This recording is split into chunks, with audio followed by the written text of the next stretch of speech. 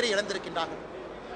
அது சம்பந்தமாக முதலமைச்சர் அவர்கள் பேசுகின்ற பொழுது வழக்கம் போல அரசின் மீது தவறில்லை என்றும் காவல்துறையின் மீது தவறில்லை என்றும் பேசியிருக்கின்றார்கள். அதே நேரத்தில் கரூரில் காவல்துறை பந்தோபஸ்த் கொடுத்தது மொத்தமாக 606 பேர் அந்த அரசியல் கூட்டத்திற்கு காவல்துறை பாதுகாப்பு அளித்தார்கள் என்று சொல்லியிருக்கின்றார்.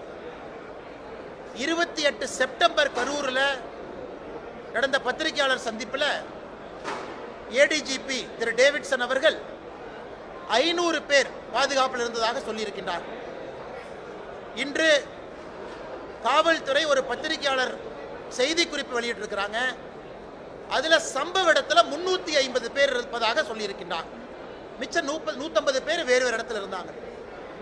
இன்று இந்த வழக்கு சிபிஐக்கு மாற்றப்பட்ட பிறகு தமிழக அரசினுடைய முதலமைச்சர் ஒரு நம்பர் சொல்றாங்க 606, ஏடிஜிபி கரூர்ல 500, 28 செப்டம்பர்ல. இன்னைக்கு வந்திருக்கக்கூடிய காவல்துறை செய்தி குறிப்பு சம்பந்தப்பட்ட இடத்துல பந்தோபஸ்த் என்பது 350. இதிலிருந்தே நமக்கு பல விஷயம் தெரியுது. நிகழ்ச்சியெல்லாம் நடந்து முடிந்து அப்பாவி பொதுமக்கள் எல்லாம் இறந்த பிறகு இன்னைக்கு வழக்கு சிபிஐக்கு போன பிறகு முன்னுக்கு முரணாக பல விஷயங்களை தமிழக அரசு அதுவும் குறிப்பாக சட்டப்பேரவையில் சொல்லிக் கொண்டிருக்கின்றார். இது வன்மையாக கண்டிக்கத்தக்கது மட்டுமல்ல, அதே நேரத்தில் தங்கள் மீது தவறு இல்லை என்பதை காட்டுவதற்காக இந்த பொய்களை எல்லாம் கட்டவிழ்த்து விட்டிருப்பதாக நாங்கள் பார்க்கின்றோம். இது முதல் விஷயங்கள். இரண்டாவது, உச்சநீதிமன்றம் சில கருத்துக்களை சொல்லி இருக்கின்றார்கள். காவல்துறையின் மீது தவறு, அரசு அதிகாரிகள் செய்திருக்கக்கூடிய தவறு. சென்னை உயர்நீதிமன்றத்திலே சில கருத்துக்கள் பதிவாகி இருக்கிறது. ஆனால் முதலமைச்சர் அவர்கள் இன்னைக்கு பேசியிருக்கக்கூடிய விஷயத்தெல்லாம் பார்க்கும் பொழுது அரசின் மீதோ அங்க இருக்கக்கூடிய அதிகாரிகள் மீதோ அங்க இருக்கக்கூடிய காவல்துறையின் மீதும் எந்த தவறும் இல்லை என்பதை போல் பேசிக் கொண்டிருக்கின்றார்கள். அதையும் இந்த நேரத்தில் மக்கள் மன்றத்தில் சுட்டிக்காட்ட விரும்புகின்றோம். இந்த நேரத்தில் முதலமைச்சர் அவர்கள் முன்னுக்கு முரணாக பேசுவதை விட்டுவிட்டு உச்சநீதிமன்றம் அமைத்திருக்கக்கூடிய அந்த குழு சிபிஐக்கு முறையாக அவங்க ஆதரவு கொடுத்து உண்மை குற்றவாளிகளை கண்டுபிடித்து வெளியே கொண்டு வருவதற்கான முயற்சியில் இறங்க வேண்டும் என்று இந்த நேரத்தில் வலியுறுத்துகின்றோம். அதை தாண்டி பத்திரிகை நண்பர்களுக்கு கேள்வி இருக்கும், பதில் சொல்றாங்கன்னா கேளுங்க.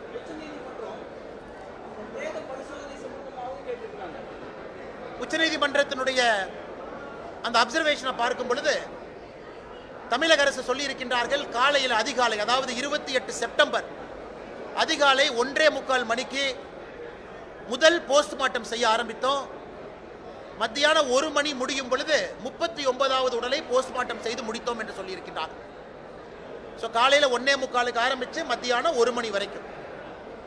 உச்சநீதிமன்றத்தினுடைய நீதியரசர்கள் கேட்டிருப்பது, அந்த போஸ்ட்மார்ட்டம் செய்யறக்கே 2 டேபிள் தானே இருக்கு, அப்படி இருக்கும் பொழுது நீங்கள் சொல்லியிருக்கக்கூடிய டைம் எதுவும் மேட்ச் ஆகலையே. அதை மறைப்பதற்காக இன்னைக்கு முதலமைச்சர் சட்டப்பேரவையில் இவர் புதுசாக ஒன்று கொண்டு வர்றார். 24 மருத்துவர்கள் தலைமை அப்படின்னு புதுசாக ஒன்று சொல்றார். 24 மருத்துவர்கள் தலைமையில் இந்த உடல் ஆய்வுக்கூறு நடந்துச்சு, போஸ்ட்மார்ட்டம் நடந்துச்சுங்கிறாங்க.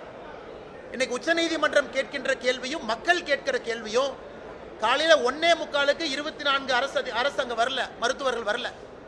முதல் 4 மணி நேரம் 5 மணி நேரத்தில் எத்தனை போஸ்ட்மார்ட்டம் பண்ணீங்க? முதலமைச்சர் சென்னையிலிருந்து அவசர அவசரமாக வர்றாங்க. அவர் போவதற்கு முன்பே உதயநிதி ஸ்டாலின் துபாயிலிருந்து வர்றாரு. வந்தவுடனே போறதுக்கு முன்னாடி சில பேர்த்துக்கு மாலை போடணும், மரியாதை செய்யணும், போட்டோ எடுக்கணும் என்பதற்காக அவசர கதியிலே இந்த போஸ்ட்மார்ட்டம் செய்ததாகத்தான் நாங்கள் பார்க்கின்றோம். இது நிச்சயமாக சிபிஐ என்கொயரியில் இது வெளியே வரும். 2 டேபிள் வச்சுக்கிட்டு 39 பேர் அன்னைக்கு நீங்க 12 மணி நேரம் கணக்காட்டுறீங்க, அது வாய்ப்பே இல்லை. மருத்துவர்களும் பற்றாக்குறை தான். ஏன்னா சிபிஐ வந்ததுக்கு அப்புறம் லாக் எடுப்பாங்க, கால் லாக் எடுத்து பார்ப்பாங்க, யார் எப்போ வந்தாங்க, யார் போனாங்க. அதனால் அதுவரை பொறுத்திருப்போம். நிச்சயமாக அரசனுடைய பொய்களும் மாண்புமிகு முதலமைச்சர் ஐயா ஸ்டாலின் அவர்களுடைய பொய்களும் அன்னைக்கு வெளியே வரும் என்கின்ற முழு நம்பிக்கை எங்களுக்கு இருக்கு.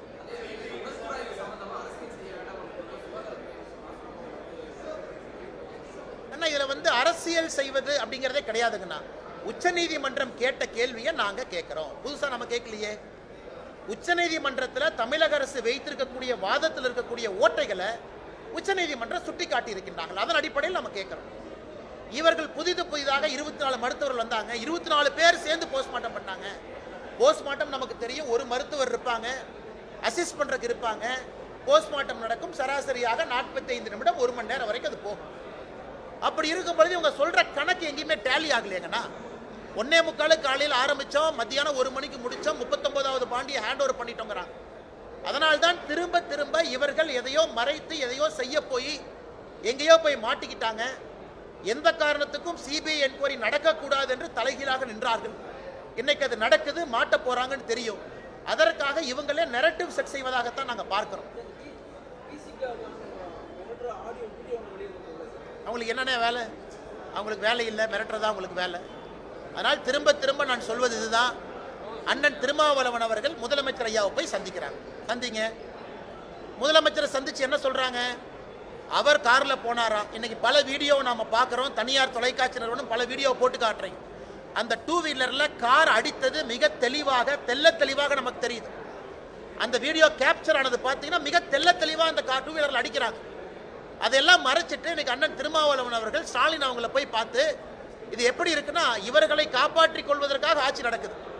ஒரு சாதாரண ரோட்ல போற மனிதரை போய் நீங்க தட்டுறீங்க, கேட்டா முறைச்சு பார்த்தாரு 4 தட்டு தட்டுனுங்கிறீங்க. அதுக்கப்புறம் மருத்துவமனையில் போய் நெஞ்சு வலின்னு படுத்திருந்தா அதையும் கேவலப்படுத்துறீங்க. அதை கேள்வி கேட்டா என்னையும் மிரட்டுறீங்க. அதை தாண்டி முதலமைச்சரை போய் பார்த்து கம்ப்ளைண்ட் கொடுப்பீங்க. அது திருமாவளவன் பத்திரிகையாளர் சந்திப்பில் என் பேரை இழுத்து நான் தான் இதற்கு பின்னாடி இருந்தங்கிறார். அந்த 2 வீலர் கார்லையும் தெரியாது, யாருன்னே தெரியாது. நான் சாமானிய மனிதனாக குரல் கொடுக்கின்றேன், என்னை போல நீங்களும் குரல் கொடுக்குறீங்க. அதனால் திருமாவளவன் அவர்கள் இதெல்லாம் விட்டுட்டு நாகரிகமான அரசியலுக்கு வரணும். இது போன்ற வன்முறை, வெறுப்பு அரசியல், மிரட்டுவது, ரோட்ல போறவங்களை இடிப்பது, கேள்வி கேட்டா அடிக்க போவது, இது எந்த விதமான அரசியல்? இவங்க தமிழ்நாட்டில் என்ன மாற்றத்தை கொடுக்க போறாங்க? இவர்களால் என்ன மாற்றம் நடக்கும்? வன்முறை அரசியல்னால யாருக்கு என்ன லாபம்? அதனால அதற்கெல்லாம் நாங்கள் பயப்பட போவது கிடையாது. உங்களுக்கு தெரியும், அண்ணாமலை பொறுத்த வரைக்கும் 1 அடி அடிச்சா 2 அடி கொடுக்குற ஆள் தான், மற்றவங்க மாதிரி வாங்கிட்டு போற ஆள்லாம் இல்லை. அதனால அதற்கும் தயார் தான், நீங்க வரனா வாங்க. அதனால இந்த உருட்டல் மிரட்டெல்லாம் என்கிட்ட வச்சுக்காதீங்க. இதையெல்லாம் பார்த்து காவல்துறை அதிகாரியாக இருந்து அரசியலுக்கு வந்திருக்கேன், பல ரவுடிகளை டீல் பண்ணியிருக்கேன். இந்த வேலையில என்கிட்ட வச்சுக்கூடாது. அதே நேரத்தில் முதலமைச்சர் நான் சொல்றது, நீங்க உள்ள பூந்து ஏன் எஃப்ஐஆர் போடல? இந்த மாநிலத்தினுடைய முதலமைச்சர் நீங்க ஏன் அரெஸ்ட் பண்ணல? மிக தெளிவாக ரோட்ல வன்முறை நடந்திருக்கு. உங்களுடைய கூட்டணி கட்சியை சார்ந்தவங்க எம்பி கார்ல இருக்காரு, அவர் இறங்குறாரு, சுத்தி அத்தனை பேர் இருக்காங்க. அப்ப முதலமைச்சர் அவர்கள் சாமானிய மனிதனுக்கு ஒரு பாதுகாப்பு கொடுக்க முடியலனா, காவல்துறையினுடைய அமைச்சராக இருக்கக்கூடிய மு.க. ஸ்டாலின் அவர்கள் அந்த பதவியில் உட்காரணுமா? ஒரு சாமானிய மனிதனுடைய பாதுகாப்பை உறுதி செய்ய முடியவில்லை என்றால் முதலமைச்சர் என்கின்ற நாட்கள் எதுக்கு வேணும்? அப்ப சாமானிய மனிதனுடைய பாதுகாப்பு முக்கியம் இல்ல, கூட்டணி கட்சி அண்ணா திருமாவளவன் தான் முக்கியம் என்று முதலமைச்சர் அவரும் முடிவெடுத்துட்டார். இது தமிழக மக்கள் அண்ணா இன்னைக்கெல்லாம் அந்த காலம் மாதிரி இல்லைண்ணா, டிவியில் நீங்கள் அத்தனை ஆங்கிளில் ஃபோட்டோ எடுக்கிறீங்க, இந்த ஆங்கிள் அந்த ஆங்கிள் போடுறீங்க, தனியார் தொலைக்காட்சி எல்லாத்தையும் நம்ம பார்க்குறோம், வேறு வேறு ஆங்கிளில் காட்டுறீங்க. சாமானிய மனிதனுக்கு தெரிந்துவிடும் யார் ஏமாத்துறாங்க, யார் பொய் சொல்கிறாங்க. அதனால் முதலமைச்சர் இதில் தலையிட்டு நடவடிக்கை எடுத்து காவல்துறையினுடைய மானத்தையும் அரசனுடைய மானத்தையும் காப்பாற்றணும்.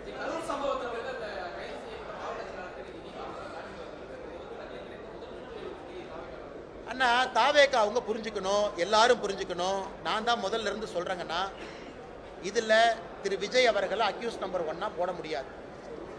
அதே நேரத்தில் ஜாமீன் என்பது இயல்பாக எல்லாத்துக்கும் கிடைக்கத்தான் போகுது. இவங்க யாரும் போய் கொலை பண்ணல, யாரும் கத்தி எடுத்து குத்தல. தவறு நடந்திருந்தால் சிபிஐ வர்றாங்க, அதுக்கான சார்ஜ் ஷீட் பண்ணுவாங்க, எவிடன்ஸ் கொடுப்பாங்க. இன்னைக்கு ஒருவேளை வேகமா ஜாமீன் கிடைச்சிருக்குன்னா அரசு தரப்பு வழக்கறிஞர்கள் அவங்க குற்றச்சாட்டு வச்சிருக்கிறாங்க, குற்றச்சாட்டுக்கான ஆதாரத்தை கொடுக்க முடியவில்லை என்ற அர்த்தம் தான். ஜாமீன் கிடைச்சிருக்குன்னா அரசு தரப்பு வழக்கறிஞர்கள் அப்ப அவங்களால எவிடன்ஸ் கொடுக்க முடியல, அப்ப எவிடன்ஸ் இல்லை. இது ஒரு ஆங்கிள். இன்னொன்று, நீதிமன்றத்தை பொறுத்தவரை எங்கேயும் போக மாட்டாங்க, உள்ளூர் தான் இருப்பாங்க, ஜாமீன் போட்டு நீங்க வந்து காவல்துறைக்கு வந்து விசாரணைக்கு ஒத்துழைக்கலாம் சொல்லியிருக்கலாம். ஆனால் இதை பெரிதுபடுத்துவதை விட இந்த நிகழ்வுக்கு பின்னால் யார் இருந்தார்கள் என்பது முக்கியம். அது சிபிஐ என்கொயரியில முழுமையாக வெளியே வரும் என்கிற நம்பிக்கை எனக்கு இருக்கு. வெகு நேரமா காத்துக்கிட்டு இருந்தாங்க, சொன்ன டைமை விட கூடுதலா எடுத்துக்கிட்டாங்க, யாரும் பெரிய தகுதி உடற்பாதைகளோட கழிக்கிறதுக்கு சொல்லலாம் இருந்தாங்க, ரொம்ப சிரமப்பட்டாங்கன்னு சொல்லிட்டு தாவேக்கா தன்னுடைய பிரச்சனைகள் இருந்தது. பட் இதெல்லாம் ரொம்ப நேரம் காக்க வச்சு அவங்க மேல குற்றம் சுமத்தாம அண்ணா இன்னைக்கு வந்து காவல்துறை அவர்களுக்கு எப்போது வேண்டுமானாலும் ஒரு கூட்டத்தை கலைப்பதற்கான முழு அதிகாரம் இருக்கு. எப்போது வேண்டுமானாலும் உள்ள போய் கூட்டத்தை கட்டுப்படுத்துவதற்கான அதிகாரம் இருக்கு.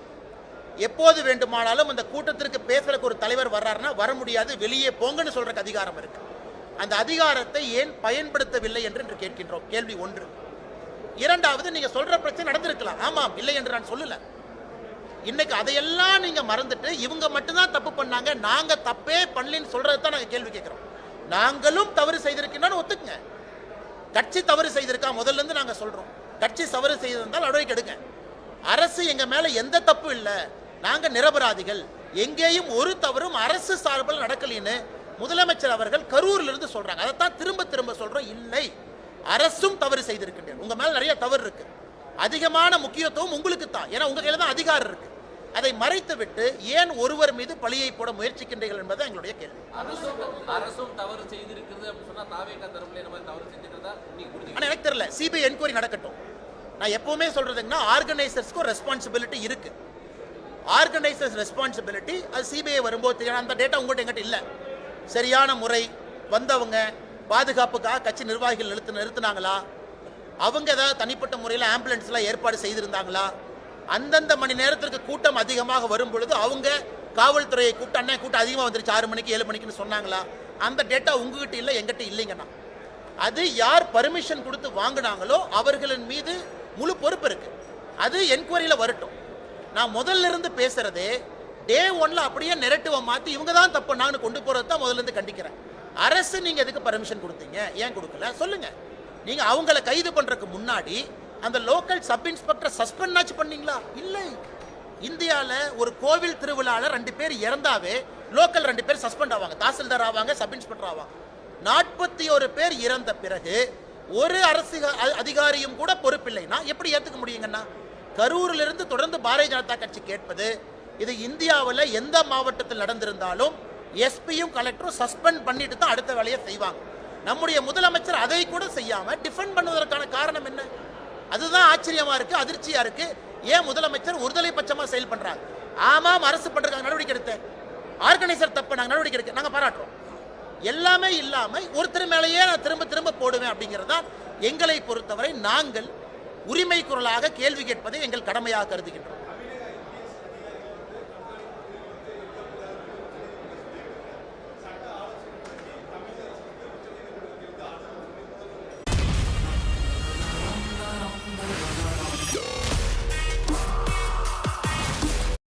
கலவரம் நடந்த பொழுது மணிப்பூருக்கு வெளியே இருக்கக்கூடிய காவல்துறை அதிகாரிகளை எஸ்ஐடியில் உச்சநீதிமன்றம் போட்டாங்க.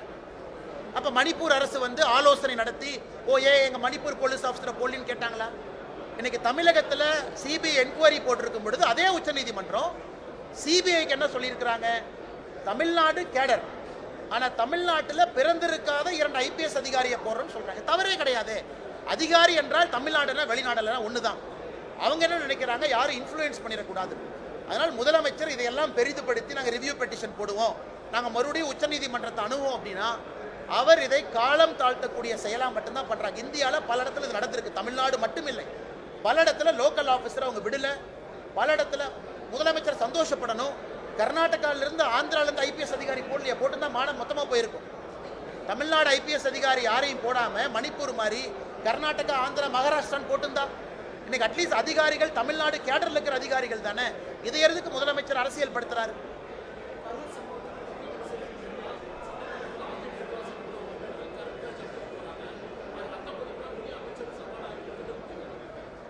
அண்ணா, சபாநாயகரை பொறுத்தவரை அவருடைய செயல்பாடு கடந்த 4.5 ஆண்டுகள் பார்த்தீங்கன்னா ஒரு திமுக தொண்டனை விட மிகச் சிறப்பாக இருக்கிறது. முழுசா 100 மார்க் கொடுத்துடலாம். திமுக தொண்டன் கூட கட்சி அந்த அளவுக்கு டிஃபெண்ட் பண்ணல. சபாநாயகர் முழுமையாக திமுகவை டிஃபெண்ட் பண்ணி 100க்கு 100 மார்க் வாங்கியிருக்காரு. முழு பாராட்டு அவருக்கு. ஆனால் சபாநாயகர் வேலையை ஒரு நாளும் செய்யல. அவர் சபாநாயகர் இருக்கையில் அமர்ந்து கொண்டு அவர் இத்தனை காலமாக செய்வதெல்லாம் திமுக தொண்ட வேலை தான். இது மட்டும் இல்லை, இன்னைக்கு நம்முடைய பாரதிய ஜனதா கட்சியினுடைய 4 எம்எல்ஏக்கள், நம்முடைய மாநில தலைவர் அண்ணன் நயினார் நாகேந்திரன் அவர்கள், நம்முடைய கோயம்புத்தூர் தெற்கு தொகுதி எம்எல்ஏ அக்கா வானதி ஸ்ரீனிவாசன் அவர்கள், மொடக்குறிச்சி சரஸ்வதி அம்மா, நம்முடைய காந்தி ஐயாவை பல இடத்துல சபாநாயகர் அவமானப்படுத்தியிருக்காரு. மைக் ஆஃப் பண்றது, அவங்க பேசும்போது ஏளனமா பார்க்கிறது, இது கடந்த 4.5 ஆண்டுகளில் தொடர்ச்சியாக செய்கிறாங்க. இன்னைக்கு அனைத்து இந்திய அண்ணா திராவிட முன்னேற்ற கழகத்தினுடைய சட்டமன்ற உறுப்பினர்கள் அந்த கருப்பு பேட்ச் அணிந்திருக்கும் பொழுது அதையும் மிக கேவலமாக சித்தரிச்சிருக்கிறாங்க. அந்த அளவுக்கு தான் மனிதாபிமானம் இருக்கு. நேற்று ஒருத்தர் சொல்றாரு, நாங்க இதையெல்லாம் தாண்டுவோம், இதெல்லாம் டிராமா தான், இதெல்லாம் தாண்டி மக்கள் ஓட்டு போடுவோம். எப்படி ஓட்டு போடுவாங்கன்னா, தினமும் இது போன்று நீங்க அசிங்கமா பேசுறீங்க, மோசமா பேசுறீங்கன்னா மக்கள் எப்படி உங்க பக்கம் வருவாங்க? அதனால இது மக்கள் மன்றத்தில் மட்டும்தாங்க நான் தீர்ப்பு, வேற எங்கேயும் தீர்ப்பு இல்லை. சபாநாயகர் மோசமாக நடந்து கொண்டதற்கான எஸ்ஐடியாக வைக்க முடியும். அதனால் 2026 மக்கள் மன்றத்தில் சரியான மக்கள் தீர்ப்பு எழுதுவார்கள் என்று நம்புவோம்.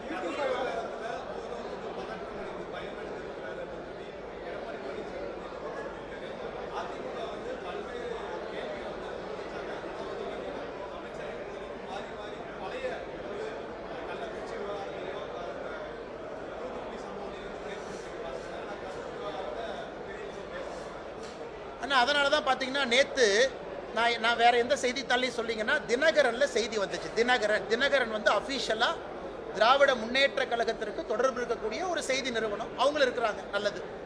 தினகரனில் செய்தி போடுறாங்க, முதலமைச்சர் சிறப்பு ஆலோசனை, ஹிந்திக்கு எதிராக சட்டப்பேரவையில் ஒரு சட்டத்தை கொண்டு வருவதற்காக ஆலோசனை தினகரனில் போடுறாங்க. ஏன்னா இன்னைக்கு இந்த டிபேட் அண்ட் டிஸ்கஷன் நடக்கும்னு தெரியும். இன்னைக்கு காலையிலிருந்து டிபேட் அண்ட் டிஸ்கஷன் என்ன, ஹிந்தி படத்தை தடை பண்ண போறாங்களா, ஹிந்தி பாட்டை தடை பண்ண போறாங்களா, ஹிந்தி பேரை தடை பண்ண போறாங்களா, இதை மக்கள் மன்றத்தில் பேச வச்சு கரூர் இஷ்யூவா பேசக்கூடாது என்பதை மடைமாற்றும் விதமாக திராவிட முன்னேற்ற கழகம் எடுத்தாங்க. இன்னைக்கு பத்திரிகை நண்பர்கள் கேட்ட பிறகு திமுக காரங்க சொல்றாங்க, நாங்கள் அந்த மாதிரி சொல்லவே இல்லையே, நீங்க எதுக்கு பொய் சொல்றீங்க, நீங்க எதுக்கு பதட்டமாகறீங்க. அப்படி இருக்கும் பொழுது தினகரன் செய்தி ட்விட்டர்ல நேத்து எப்படி வந்துச்சு? அதனால் மறைப்பதற்காக பல விஷயத்தை மாத்தி மாத்தி பேசுறீங்க, நேரடியா கேள்விக்கு பதில் சொல்ல மாட்டீங்க. மாண்புமிகு முதலமைச்சர் ஐயா ஸ்டாலின் அவர்கள் தவறான தரவுகளை கொடுக்குறீங்க. 606ன்னு ஒரு நம்பரை சட்டமன்றத்தில் சொல்றீங்க, ஆனா ஏடிஜிபி 500ன்னு சொல்றாரு. மத்தியானம் ரிலீஸ் பண்ணிருக்கிற பிரஸ் நோட்ல 350ங்கிறீங்க. எப்படி நண்பரோ எனக்கோ உங்களுக்கோ முதலமைச்சர் மீது நம்பிக்கை வரும்? அதனால முதலமைச்சர் அதிகாரிகள் தவறான வழி நடத்துறாங்களா, இல்ல முதலமைச்சரே தன்னை தவறாக வழி நடத்துறாரா, அவர் தான் நமக்கு சொல்லணுங்க.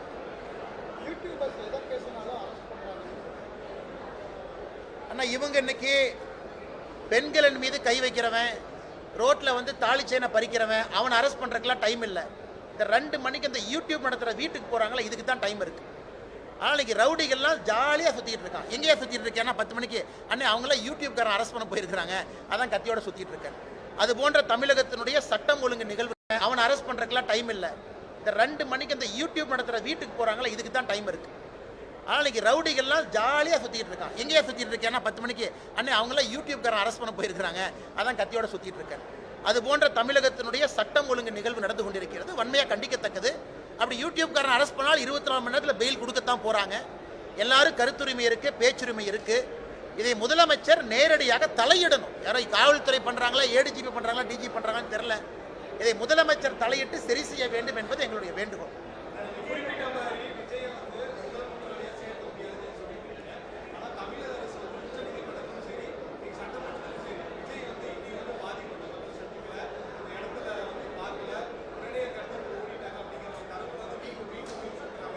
அண்ணே நான் உங்களுக்கு ஏற்கனவே சொன்னேன், நாளைக்கு இன்னொரு அரசியல் கட்சி நடக்கக்கூடாது. கரூரில் செப்டம்பர் 27ஆம் தேதி டிவிகேல இன்னொரு கட்சியாக இருக்கு. அந்த கட்சியினுடைய தலைவராக இருந்தாலும் இதைத்தான் நான் பேசியிருப்பேன். அவங்க திமுகவினுடைய கூட்டணி கட்சியாக இருந்தாலும் இதைத்தான் நான் பேசியிருப்பேன். அந்த தலைவரை அக்யூஸ்ட் ஒன்னா நீங்க சேர்த்த முடியாது. காரணம், நியாயம்னா நியாயம், நேர்மைனா நேர்மை. அதை மாற்றிலாம் பேச விரும்பலீங்கன்னா.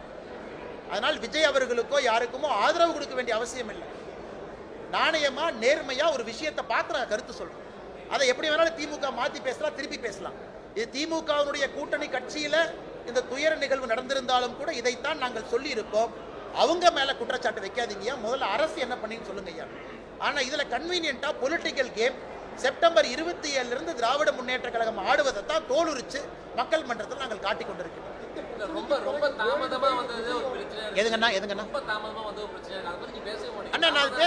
இங்க பாருங்க தலைவா, சாரி சார், அதாவது நான் முதல்ல சொன்னாங்க, கரூர்லயும் டிவிக்கு அவர்களுடைய அனுமதி கடிதம் 3 மணியிலிருந்து 10 மணி வரைன்னு கொடுக்குறாங்க. காவல்துறை அதை வாங்கி அதை கையெழுத்து போட்டு ஏத்துக்கிறாங்க. நீங்களே சொல்லுங்க, பத்திரிகை நண்பர், நீங்க பல இடத்துக்கு போறீங்க, டிவி எல்லாம் கவர் பண்றீங்க, 7 மணி நேரம் ஒரு நிகழ்வு நடத்த முடியுமான்னு சொல்லுங்க. 3 மணியிலிருந்து 10 மணி வரை அப்படின்னு டிவிக்கு அனுமதி கடிதத்தில் நீங்கள் அனுமதி கொடுத்து கையெழுத்து போட்டிருக்கும் பொழுது விஜய் 3 மணிக்கு வரலாம், 4 மணிக்கு வரலாம், 9 மணிக்கு வரலாம், 10 மணிக்கு வரலாம். அதனால் இதையெல்லாம் நான் ஒரு முதலமைச்சர் சொல்றாங்கன்னு ஏற்றுக்கொள்வதற்கு தயாரா இல்லை. நீங்க அனுமதி கொடுக்கும் பொழுது 3லிருந்து 5, 7லிருந்து 9, 5லிருந்து 7 2 மணி நேரம் ஏன் கொடுக்கல? இன்னைக்கு வந்து ஏன் இப்படி சொல்றீங்க? இது காவல்துறை எஸ்பி மேல தவறு இருந்தா இன்னைக்கு முதலமைச்சர் எஸ்பி மீது நடவடிக்கை எடுத்திருந்தா நான் அதை பேசவே மாட்டேன். இன்னைக்கு கரூர் எஸ்பியின் மீதோ கலெக்டரின் மீதோ முதலமைச்சர் நடவடிக்கை எடுத்திருந்தால் நான் முதலமைச்சரை சொல்லியிருப்பேன், ஐயா நீங்கள் நடவடிக்கை எடுத்திருக்கீங்க, எனக்கு சந்தோஷம். நீங்கள் நடவடிக்கை எடுத்திருக்கிறீங்க, தப்பு செஞ்ச அதிகாரிகள் மீது நடவடிக்கை எடுத்திருக்கிறீங்க, இது ஒரு நல்ல முன்னுதாரணம். அதே போல வேறு யார் தவறு செய்தோ எடுத்து இந்த மாதிரி நான் பேசியிருக்கவே மாட்டேன். யாரு மேலேயும் நடவடிக்கை எடுக்கல, தாசில்தார் மேல எடுக்கல, லோக்கல் சப் இன்ஸ்பெக்டர் மேல எடுக்கல, யாரு மேலேயும் எடுக்காம இவங்க மட்டும்தான் தப்பு பண்ணாங்கன்னா எப்படிங்கன்னா ஏத்துக்க முடியும்? இதே முதலமைச்சர் நடவடிக்கை எடுத்திருந்தால் நிச்சயமாக நான் வேற மாதிரி தான் பேசியிருப்பேன். ஆனா நீங்க நடவடிக்கை எடுத்தீங்க, அரசு சந்தோஷம். மற்றவதை பாருங்க, எதையுமே எடுக்காம முத நாள்ல இருந்து இவங்க தான் தப்பு பண்ணாங்க, இவங்க தான் தப்பு பண்ணாங்க, எப்படி நான் ஏத்துக்க முடியும்?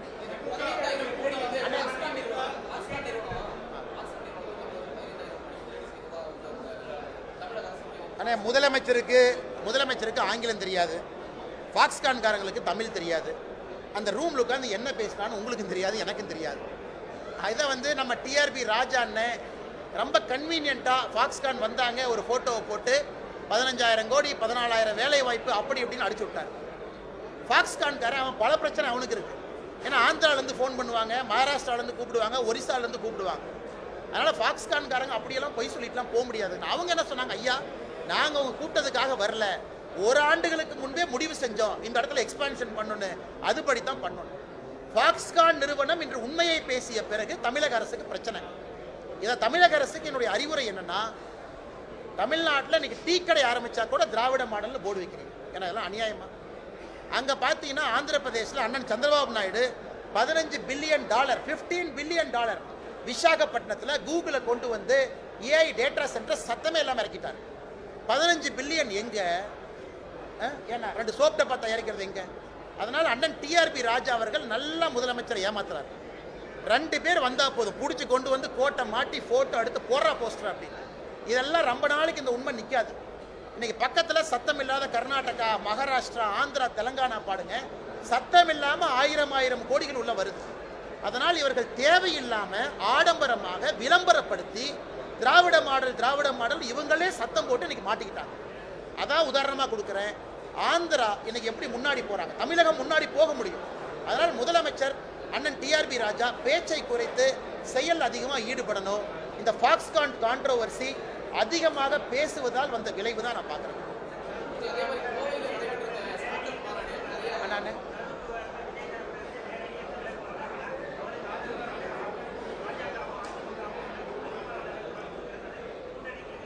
யார் சொல்றாங்கன்னா,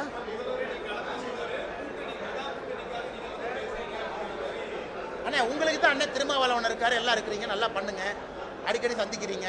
அண்ணா தமிழ்நாட்டில் நியாயத்தை பேசினா கூட்டணி ஆசையாங்கண்ணா, தர்மத்தை பேசினா கூட்டணி ஆட்சியா?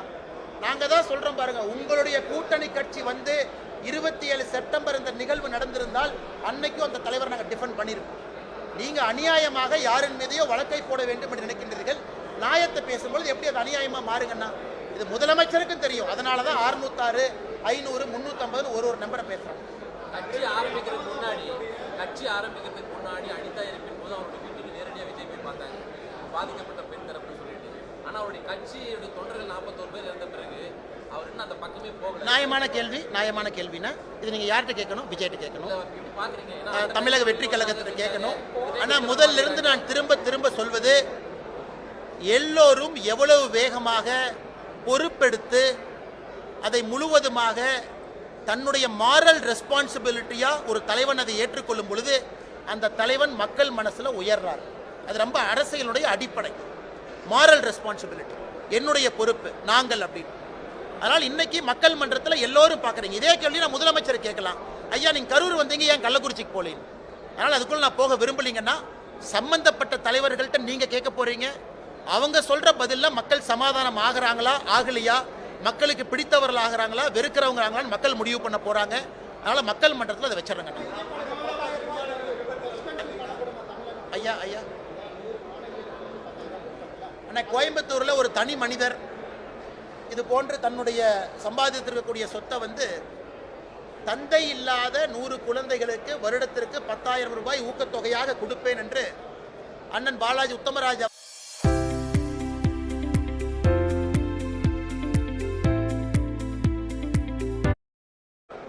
தமிழ்நாட்டில் குறிப்பாக நான் நிறைய பேசினேங்கன்னா, கல்வி வந்து வசதி இருக்கவங்களுக்கு ஒரு மாதிரி, வசதி இல்லாதவங்களுக்கு ஒரு மாதிரி இருக்கு. அது ரொம்ப தவறு. இதை நம்ம நிவர்த்தி செய்யணும். இது உடனடியாக அடுத்த 10 ஆண்டுகளுக்குள்ள கல்வி என்பது சமமாக எல்லோருக்கும் வருவதற்கான வாய்ப்பை ஏற்படுத்தி கொடுக்கணும்.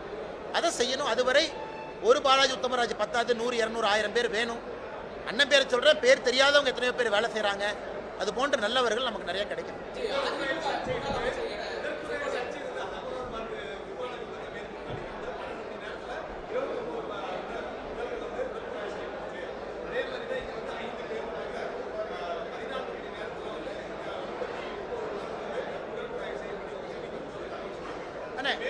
அண்ணா இதில் எதுவுமே தவறு சரின்னு நான் சொல்லிங்கன்னா, தமிழ்நாடு அரசு சொல்லி இருக்கக்கூடிய மருத்துவர்கள் எண்ணிக்கைக்கும் டேபிள் எண்ணிக்கைக்கும் 39 நபர்களுக்கும் சம்பந்தம் இல்லைங்கிறதா நம்ம ஆர்குமெண்ட்.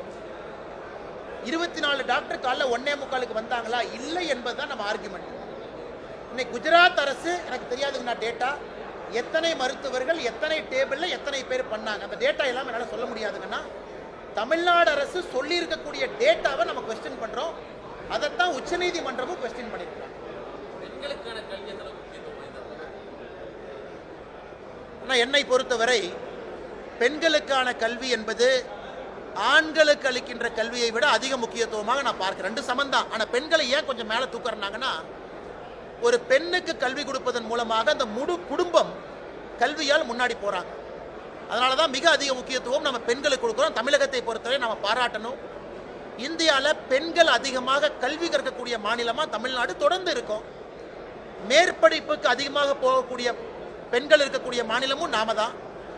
மேற்படிப்பு படித்துவிட்டு வேலைக்கு போகக்கூடிய மாநிலமாகவும் நாம தான் இருக்கிறோம். ஆனால் பத்தாதுங்கண்ணா, 50% 40% என்பது பத்தாது. தமிழகம் இந்தியாவுக்கு முன்மாதிரியாக இருக்கணும். இந்தியா உலக நாடுகளுக்கு முன்மாதிரியாக மாறணும். அதனால் பெண்களுக்கு மிக மிக முக்கியம். அதனால் ரொம்ப சந்தோஷம். தந்தை இழந்த பெண் குழந்தைகள் ஆண் குழந்தைகள் 2 பேர் வந்திருக்கிறாங்க. கல்விக்கு ஊக்கத்தொகை இது முதலமைச்சரோ நாளை வேறு அரசியல் தலைவர்களோ இது ரொம்ப உன்னிப்பாக ஸ்டடி பண்ணி பண்ணணும். இது ரொம்ப பேசல இல்லைங்கன்னா, ஃபின்லாண்டு, நார்வே, அமெரிக்கா, யூகே எல்லாம் போய் ஜெர்மனி எல்லாம் ஸ்டடி பண்ணி ஒரு நல்ல ஒரு திட்டத்தை நம்முடைய தமிழகத்திற்கு கொண்டு வந்து இந்தியாவுடைய முன்மாதிரி மாநிலமாக மாற்ற முடியுங்க.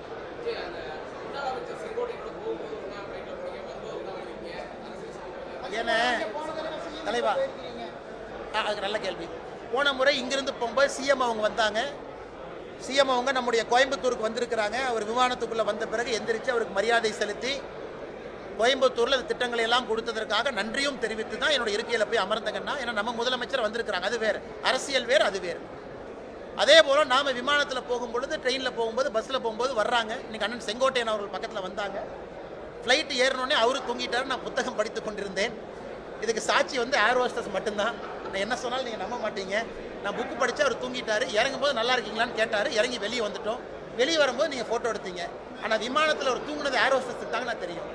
ஏன்னா அவர் சட்டப்பேரவையிலேருந்து வர்றார். நாங்கள் பேசவே இல்லை. நான் புத்தகம் படித்து அவர் தூங்கினார். எந்த அரசியலும் பேசல. நான் போகும்போது பேசல, வரும்போது பேசல.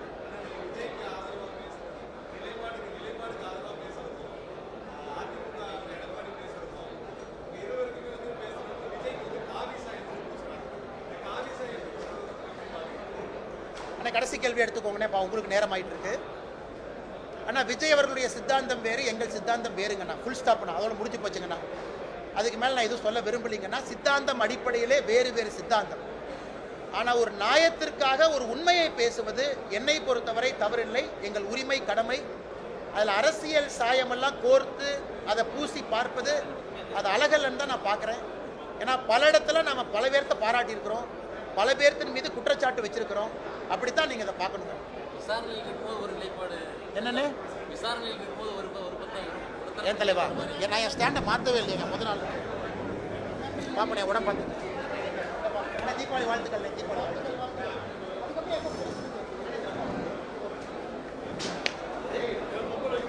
சட்டப்பேரவையில் மாண்புமிகு முதலமைச்சர்